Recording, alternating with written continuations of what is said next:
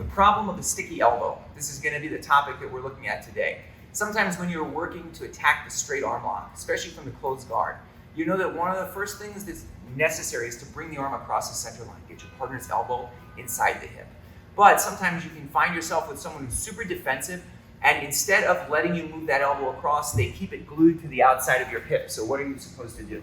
So what's the central problem? Well, we know that from the bottom of the guard, we're looking to take our partner's arm across the center line here. If we can do that, get the elbow across the center line, then we can start to do the work of climbing our legs up, controlling our partner's head and shoulders, making the transitions across into cross face, and looking to finish our partner with the straight arm lock, juji gatame.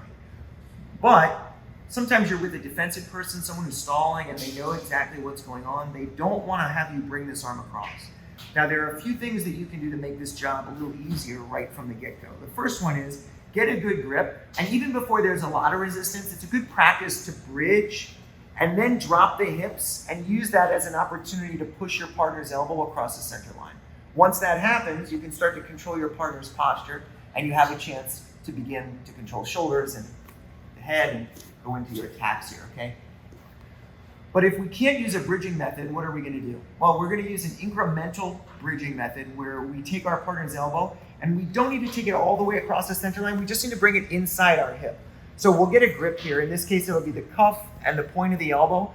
And we're gonna do a little bridge and a dropping of the hips. And each time we do that, we move our partner's elbow a little closer inside our hip. So I'll give a couple of short bumps, and you'll notice that once we get past the point of like the outside of my hip and the inside of the hip, once we get it a little bit to the inside, not much, I'm gonna turn slightly onto my side.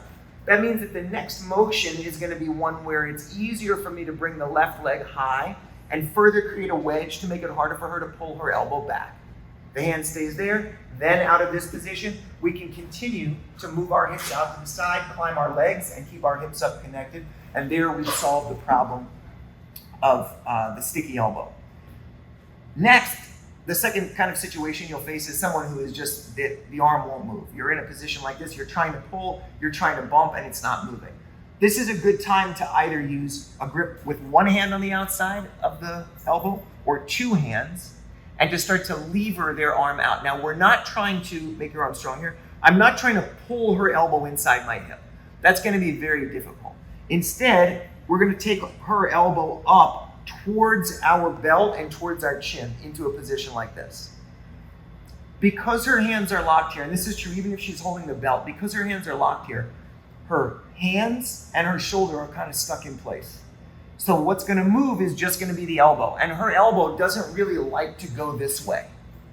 She kind of has a choice here. She can kind of stay here and find that like her back gets exposed and her arm is in this kind of setup for Kimura, or she can kind of release here, and as she releases, we can catch the wrist, and now, because we have a floating elbow, we can move it across the center line.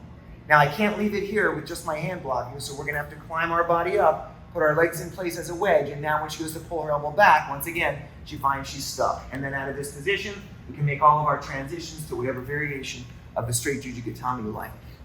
So, in this way, you can deal with one of the perennial problems that we face in the closed guard when someone is looking to defend our straight arm lock. That's the elbow on the outside. You can either use a bridging method, you can use an incremental method where you kind of pop the elbow to the inside, or you can simply fold the elbow forward. And once the elbow's forward, you have a person who's got their arm in the bad position, you can start to move it around the corner, and then you're ready to rock. Okay, thanks so much for watching. What else? Subscribe if you like this. What else? There are a few videos in the link below that you can check out as well, and we'll see you soon. Thanks.